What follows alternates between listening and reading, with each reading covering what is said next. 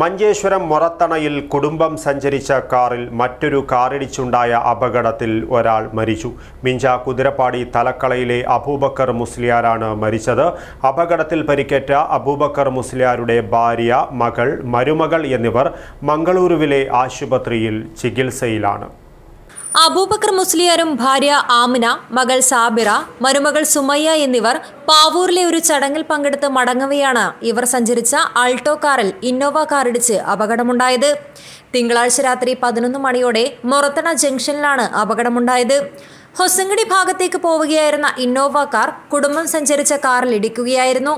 അപകടത്തിൽ പരിക്കേറ്റ അബൂബക്കർ മുസ്ലിയാരെയും കുടുംബത്തെയും ഉടൻ തന്നെ മംഗളൂരുവിലെ ആശുപത്രിയിൽ എത്തിച്ചുവെങ്കിലും അബൂബക്കർ മുസ്ലിയാരുടെ ജീവൻ രക്ഷിക്കാനായില്ല. മുസ്ലിം ലീഗ് തലക്കള ശാഖ ട്രഷറർ, SYS ശാഖ സെക്രട്ടറി എന്നീ നിലകളിൽ പ്രവർത്തിച്ചു വരികയായിരുന്നു അബൂബക്കർ മുസ്ലിയാർ. ഇദ്ദേഹത്തിന്റെ അപകടമരണം നാടിനെ വേദനയിലാഴ്ത്തി. Abdul Rahman Udyavar, news bureau, Manjeshwaram.